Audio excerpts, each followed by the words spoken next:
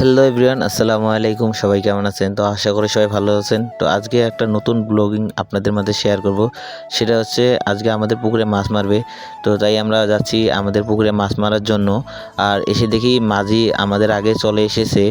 তো এদিকে তাকায় দেখি পুকুরের পানি তো মনে হচ্ছে বিশাল ঠান্ডা। মানে কি আর বলবো, পুকুরের পানি শীতের দিন তো জানেন কীরকম বরফের মতো ঠান্ডা হয়ে থাকে। আর এদিক পুকুরের দিক তাকায় দেখেন কত কাঁঠাল ছিল পুকুরের মধ্যে। আর এই কাঁঠালগুলো তুলতে পারেন। তো নামার সময় দেখি পুকুরের পানি এমন ঠান্ডা, মনে হয় পুকুরে বরফ ঢেলে দিয়েছে। আর পুকুরে ছিল অনেক কাঁঠাল, যেগুলো তুলতে প্রায় 1 ঘন্টার উপর লেগে যায়। আর এদিকে দেখি কাঁঠাল তোলার সময় মাছের একদম লাফালাফি শুরু হয়ে গেছে। দেখতে ভালো লাগছিল মাছ লাফালাফি করে, কারণ মাছ মারার সময় যদি মাছ যদি লাফালাফি না করে তাহলে কি ভালো দেখায় দেখুন। আর পুকুরের মধ্যে ছিল অনেক কাঁঠাল, পুকুরে অনেক কাঁঠাল ছিল, যে কাঁঠালগুলো তুলতে প্রায় আমাদের 1 থেকে 1.5 ঘন্টা সময় লাগে।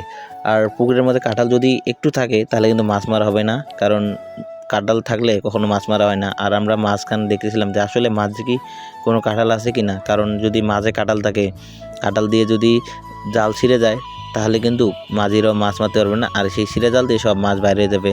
তো তাই আমরা ভালোভাবে মাছে দেখছিলাম যে আসলে কি পুকুরের মাঝে কোনো কাঁঠাল আছে না। আর পুকুরে তেমন পানি ছিল না, যার কারণে আমাদের কাঁঠালগুলো তুলতে অনেক সহজ হয়েছে। আর এদিকে হাঁটাচলা করার সময় দেখি পায়ের মধ্যে মাছ লাগতেছে, আর এদিকে জাল টানা শুরু হয়ে গেছে। আর আমাকে জাল ধরতে দিয়েছে, দেখি মাছ লাফালাফি শুরু করেছে। জাল ধরবো না মাছ ধরবো ভাবতে পারতেছিলাম না, কারণ মাছ ধরতে তো ভীষণ ভালো লাগে আমার। আর এভাবে মাঝিদের সাথে জাল দিয়ে মাছ ধরা আমার কখনো হয়নি, এই প্রথম আমি মাঝিদের সাথে মাছ মারতেছিলাম জাল দিয়ে।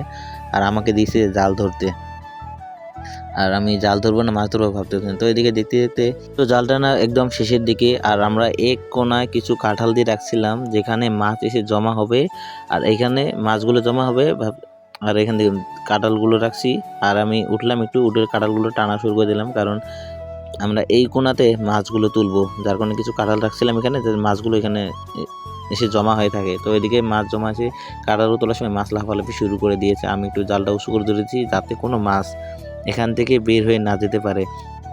আর এখানে কিছু পানা ছিল, আর পানাগুলো আমরা বাইর করতে পারিনি। তো এদিকে আমরা কি আর করার, ওই অবস্থায় আমরা এক সাইড করে সুন্দর করে পানাগুলো বাইর করে দিতেছি, আর একদিক দিয়ে মাছ ধরতেছি।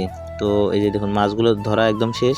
তারপর আমরা একটা বড় ড্রামে এনে ঢাকে রেখেছিলাম। তো এখান থেকে আমরা এই মাছগুলোকে বিক্রি করতে নিয়ে যাব। তো বন্ধুরা, আমার এই ভিডিওটা এই পর্যন্ত। তো ভিডিওটা কেমন হয়েছে একটু অবশ্যই কমেন্ট করে জানাবেন। সবাই ভালো থাকবেন, সুস্থ থাকবেন। আল্লাহ হাফেজ।